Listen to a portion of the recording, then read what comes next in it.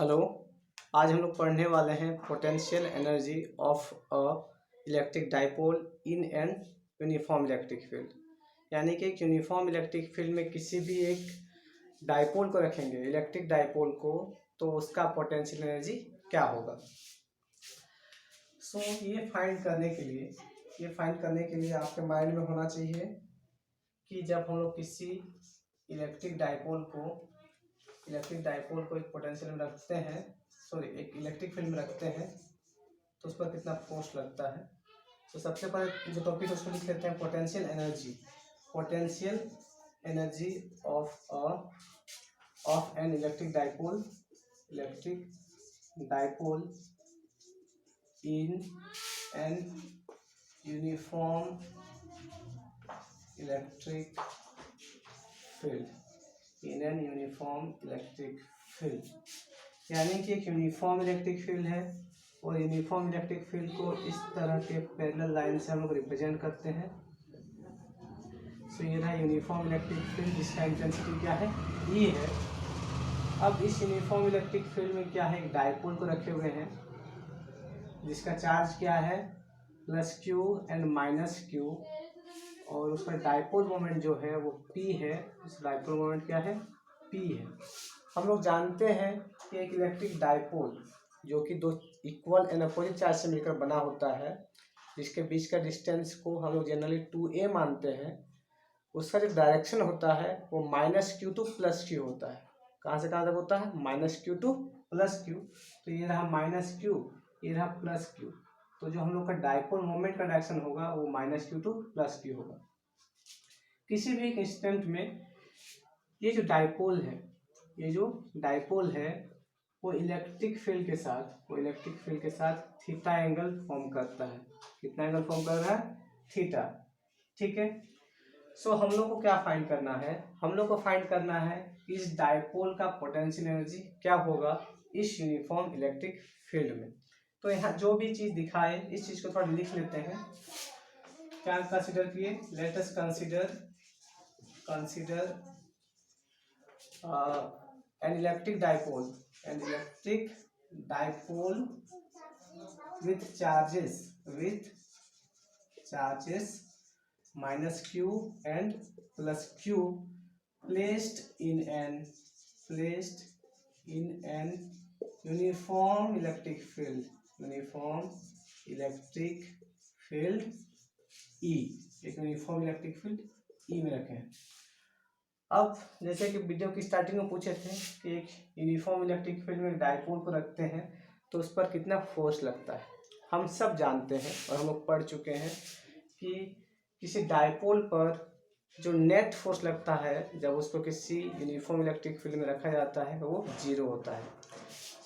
The net force on an electric dipole in an uniform electric field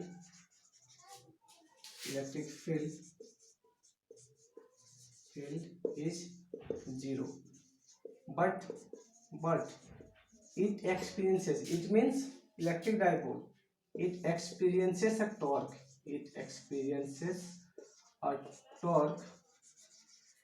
given by, भले इस पर net force zero हो। अब net force कैसे 0 होता है उसको भी थोड़ा सा बता देते हैं। जैसे क्या है, ये -Q चार्ज है और ये +Q चार्ज है।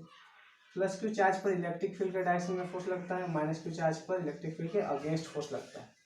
इस पर जो फोर्स लगेगा मान लेते हैं वो F+ है और इस पर जो फोर्स लग रहा है वो F- है। सिंस इलेक्ट्रिक फील्ड यहाँ और यहाँ दोनों जगह सेम है और हम लोग जानते हैं कि जो फोर्स होता है वो चार्ज इनटू इलेक्ट्रिक फील्ड होता है। F+ का बात किया जाए तो क्या होगा, Q इंटू E, और F- का बात किया जाए तो क्या होगा, -Q इंटू E, सिंस दोनों ही जगह E का वैल्यू सेम है। अगर हम टोटल फोर्स का बात करें, नेट फोर्स का बात करें, Fnet, Fnet क्या होगा, Fnet होगा F+ + F- और F+ जो है वो QE है और F माइनस जो है वो माइनस क्यू ई है। क्या है? Minus Q E. तो देखिए दोनों कैंसिल हो जाएगा, तो F नेट क्या आ जाएगा? 0। सो F नेट जो होता है वो क्या होता है? नेट फोर्स 0 होता है। बट सिंस ये फोर्स एक लाइन में नहीं लग रहा है, जैसे क्या है, इस पर हम इधर भी फोर्स लगाते हैं, इधर भी फोर्स लगाते हैं, ठीक है, तो क्या होता है, ये जहाँ है वहीं पर रहता है। बट जब हम लोग फोर्स वाले अपोजिट डायरेक्शन लगा रहे हैं, फोर्स इधर लग रहा है, दूसरा इधर लग रहा है, ठीक है, बट एक लाइन में नहीं है, तब क्या करेगा, ये इसको रोटेट करवाने की कोशिश करेगा, और उसी रोटेशन इफेक्ट हम लोग बोलते हैं टॉर्क। तो इस पर एक जो टॉर्क लगेगा, उस टॉर्क का जो वैल्यू होता है वो हम लोग फाइंड कर चुके हैं पहले ही। वो जो टॉर्क होता है, जिसको हम लोग स्मॉल टो, एक कैपिटल टो है, स्मॉल टो से भी डिनोट कर सकते हैं। तो टॉर्क इज इक्वल्स टू, जिसको टो से डिनोट किया जाता है, ये होता है P क्रॉस E। आप सब ये जानते होंगे, अगर याद नहीं है तो पीछे कॉपी में देख लीजिए। सो P cross E cross product है, तो PE साइन थीटा हो जाएगा ये, ठीक है। अब ये जो PE साइन थीटा है, ये इस पर लगने वाला टॉर्क है। अब अगर हम इस डायपोल को एक स्मॉल एंगल डी थीटा से रोटेट करवाते हैं, if we rotate the dipole by an small angle d theta, then work done by the torque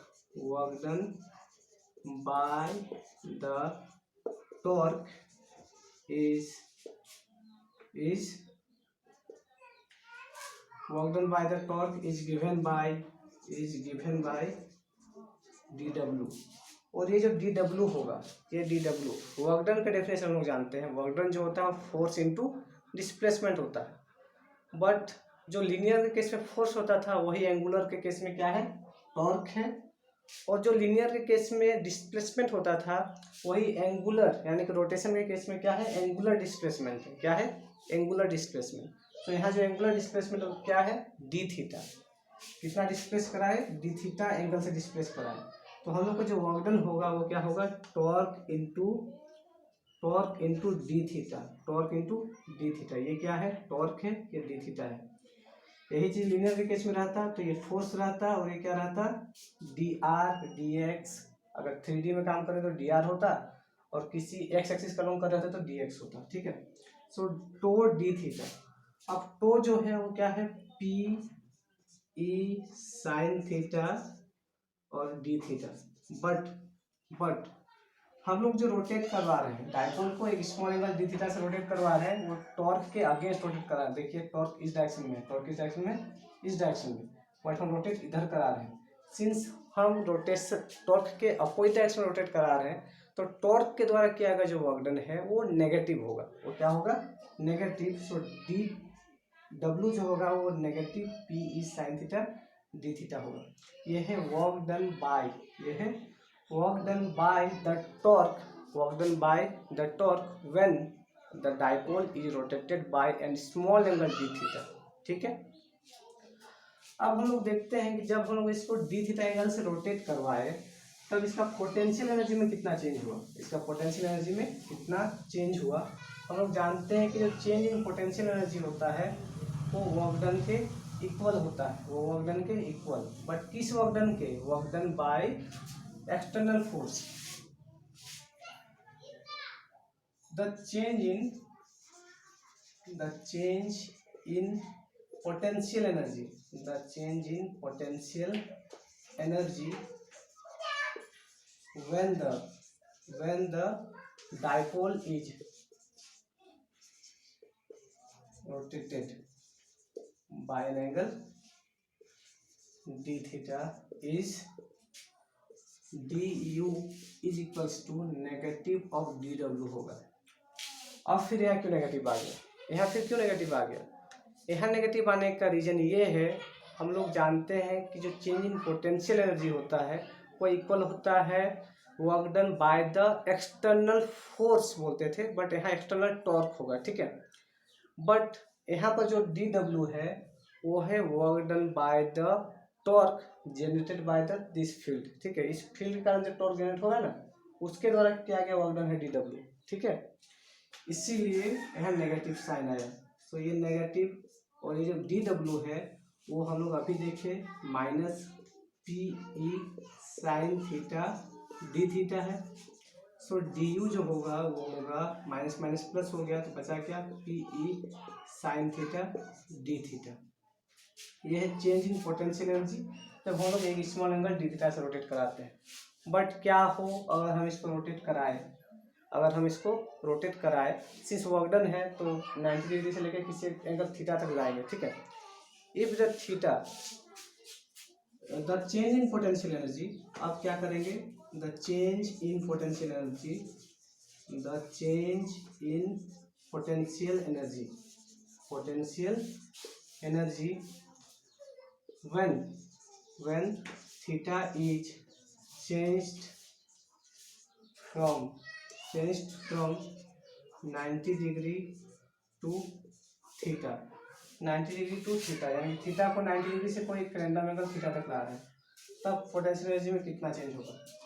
तो चेंज जब निकालते हैं तब क्या करते हैं, final potential energy minus initial potential energy. तो जो हम लोग का फाइनल पोटेंशियल एनर्जी क्या होगा, थीटा में जो पोटेंशियल एनर्जी होगा वो फाइनल पोटेंशियल एनर्जी, और इनिशियल पोटेंशियल एनर्जी क्या है 90 डिग्री में, क्योंकि इनिशियल कंडीशन को हम 90 लिए हैं, फाइनल कंडीशन को क्या लिए theta. So final potential energy minus initial potential energy. और इस पोटेंशियल एनर्जी को फाइंड करने के लिए हम लोग इसको क्या करेंगे, इंटीग्रेट करेंगे। क्या करेंगे, इंटीग्रेट। कहाँ से लेके कहाँ तक, 90 से लेके थीटा तक। कहाँ से लेके कहाँ तक, 90 से लेके थीटा तक। और ये जब 90 से लेके थीटा तक इसको इंटीग्रेट करेंगे, किसको, डी यू को। सो ये डी यू क्या है, ये डी यू क्या है, ये जो डी यू है वो है पी ई साइन थीटा। क्या है, P E sine theta D theta. अब इसको इंटीग्रेट करने के लिए हम लोग जानते हैं कि इंटीग्रेशन में जो कांस्टेंट टर्म्स होता है उनको इंटीग्रेशन साइन के बाहर निकाला जाता है। सो यू थीटा, अब यहाँ पर और एक चीज, यू थीटा जो है ये पोटेंशियल एनर्जी है, U90 को हम लोग U90 को बाई कन्वेंशनल इसका जो पोटेंशियल है उसको जीरो मान लेंगे। इसको क्या मान लेंगे, जीरो। यानी कि जब ये 90 डिग्री में रहेगा, जब ये 90 डिग्री में रहेगा तो जब ये 90 डिग्री में रहेगा तब हम लोग इसको आगे रोटेट नहीं करा रहे हैं, इसीलिए उस केस में इसका जो पोटेंशियल एनर्जी होगा वो क्या होगा, जीरो होगा। सो U90 का जो पोटेंशियल एनर्जी होगा वो जीरो होगा, तो इसलिए ये टर्म वेनिश हो गया, एक टर्म खो गया, तो केवल कौन सा टर्म बचा, यू थीटा बचा। सो यू थीटा जो होगा वो इक्वल टू होगा किसके, इस इंटीग्रेशन के। और इस इंटीग्रेशन में देखिए पी जो है वो कांस्टेंट है और ई कांस्टेंट है। अब पी और ई कैसे कांस्टेंट है, अगर नहीं समझ में आ रहा है तो बताते हैं कि कैसे ये दोनों कांस्टेंट है, ठीक है। देखिए P जो होता है वो क्या होता है, 2AQ P कैप होता है, ठीक है। जहाँ 2A जो है लेंथ ऑफ द डाइपोल होता है और Q जो है चार्ज ऑफ द डाइपोल होता है, ठीक है। सिंस इस पूरे डाइपोल का चार्ज तो नहीं बदल रहा है, यानी कि Q कांस्टेंट है, और दोनों चार्ज के बीच का डिस्टेंस भी नहीं बदल रहा है, तो 2A कांस्टेंट है, यानी कि P भी कांस्टेंट है, ठीक है। तो P कांस्टेंट हो गया। और सिंस ये यूनिफॉर्म इलेक्ट्रिक फील्ड है तो हर एक जगह जो फील्ड का डायरेक्शन, फील्ड का जो मैग्नीट्यूड है वो सेम है, इसीलिए ई भी एक कांस्टेंट है। सो ये दोनों को बाहर निकाला है, तो इंटीग्रेट किसको करना है, साइन थीटा को। आप सब मैथ्स में पढ़ चुके हैं कि साइन थीटा का इंटीग्रेशन क्या होता है। अगर आप में से किसी को नहीं पता तो बता दें कि साइन थीटा का जो इंटीग्रेशन होता है वो होता है कॉस थीटा, एक्चुअल में माइनस कॉस थीटा। क्या होता है, माइनस कॉस थीटा। सो पी ई साइन का इंटीग्रेशन माइनस कॉस थीटा, और सिंस यहाँ लिमिट दिया हुआ है, लिमिट नहीं दिया हुआ रहता तो यहाँ एक प्लस सी लगा देते हैं, बट सिंस यहाँ लिमिट दिया हुआ है कि कहाँ से लेके कहाँ तक इंटीग्रेट करना है तो लिमिट को बैठाएंगे। जो नीचे रहता है उसको बोलते हैं लोअर लिमिट जो कि 90 डिग्री है, जो ऊपर रहता है उसको बोलते हैं अपर लिमिट जो कि यहाँ थीटा है। अब देखिए ये जो माइनस, इस माइनस को बाहर निकाल लेते हैं, माइनस पी ई। सो अंदर क्या बचा, पहले अपर लिमिट को पुट करते हैं तो पहले cos थीटा होगा, फिर लोअर लिमिट को पुट कर देंगे cos 90 डिग्री, cos 90 डिग्री, ठीक है। अब आप सब जानते हैं कि cos 90 का वैल्यू क्या होता है। cos 90 का वैल्यू होता है 0। सो हम लोग का जो u थीटा हुआ वो हो गया minus p e cos theta. और हम सब जानते हैं कि a b cos theta type का अगर लिखा हुआ है तो उसको a डॉट बी के फॉर्म में लिख सकते हैं, ठीक है। इसलिए minus p e cos theta को लिखेंगे minus p dot e, minus p dot e. तो इस तरह से हम लोग को एक डायपोल का पोटेंशियल एनर्जी मिल गया जब उसको हम लोग रखते हैं किसी यूनिफॉर्म इलेक्ट्रिक फील्ड ई में। तो वो एक्सप्रेशन है ये, ठीक है। तो एक डायपोल के केस में जो पोटेंशियल एनर्जी होता है वो होता है माइनस पी डॉट ई, जहाँ पर पी है dipole moment of the dipole and E is the uniform electric field. Actual में उस फील्ड का इंटेंसिटी है, ठीक है, कितना मजबूत है वो फील्ड। और ये जो अब इतना फील्ड कब हो रहा है, जब हम लोग उसको एक 90 डिग्री एंगल से एक कोई भी रैंडम एंगल थीटा तक रोटेट करवा रहे हैं, ठीक है। थीटा कोई भी एंगल हो सकता है, 20 डिग्री, 40 डिग्री, 30 डिग्री, ठीक है। सो यहाँ हम लोग का कंप्लीट हो गया पोटेंशियल एनर्जी या पोटेंशियल से रिलेटेड जितना भी टॉपिक था सारा कंप्लीट हो गया। अब हम लोग नेक्स्ट टॉपिक में पढ़ेंगे। हम लोग का जो नेक्स्ट क्लास होगा उस क्लास में हम लोग पढ़ेंगे कंडक्टर्स के बारे में, कंडक्टर्स का कौन कौन सा प्रॉपर्टी होता है। फिर उसके आगे क्लास में इंसुलेटर्स के बारे में पढ़ेंगे और इंसुलेटर्स में कौन सा प्रॉपर्टीज होता है। फिर आगे पढ़ेंगे कैपेसिटर्स एंड कैपेसिटेंस। तो तब तक के लिए आप इन सबको पढ़िए, लिखिए। Thank you.